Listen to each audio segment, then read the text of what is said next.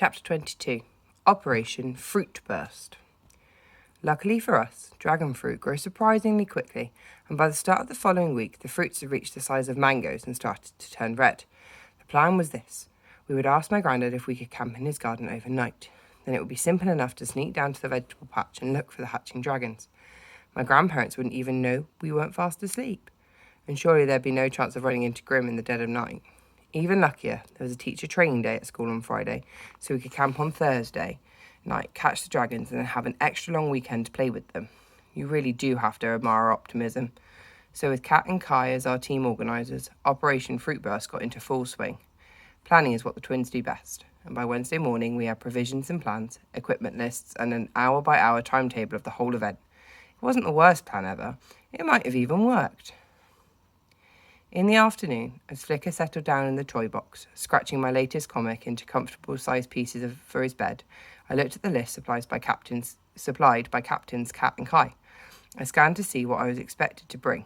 It seemed pretty thorough, for just the one night. Provision and equipment list by Kat and Kai. Sandwiches. Kat. Marmite and peanut butter, honey and chocolate spread, golden syrup with hundreds and thousands. Cake. Ted's Basic Collection. Ice buns, currant buns, jam donuts, custard donuts, gingerbread, treacle tarts, lemon sprinkle, fairy cakes, chocolate muffins, chocolate chip cookies, chocolate brownies, and chocolate brownies. Chocolate, Kat and Kai's birthday leftovers. Emergency chocolate, for hypothermia.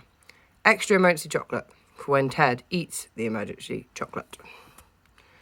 10 sleeping bags, sleeping mats, torches, night vision goggles, walkie-talkies, compass, water bottles, filled, mallet, bandages, smelly stuff for repelling bugs, string, woolly hats, nets, face paint. Useful books. Camping in the Wild Outdoors. The Ultimate Survival Handbook. How to Survive a Bear Attack. 101 Deadly Plants. I wasn't sure where I was going to get half the stuff. The only walkie-talkies I could find were Lolly's Dora the Explorer ones, and I wasn't going to be taking those. As it turned out, the main thing we needed was the tent, and I bet you can guess what we forgot. So there we were on Thursday, finally ready to put the plan into action. And yep, no tent.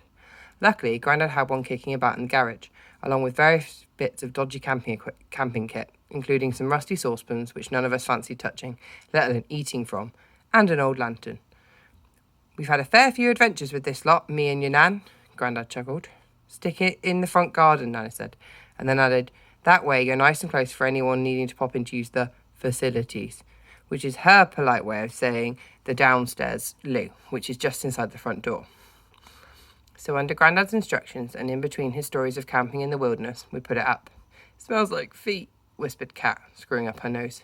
Looks a bit small, muttered Kai. And droopy, mouthed Ted. Good sturdy tent that, said Grandad, resting his hand on one of the tent poles, and then quickly taking it away again as the whole thing sagged precariously. Good job we aren't planning on sleeping much, murmured Ted. By the time Grandad left us to go inside, we had got pretty well organised.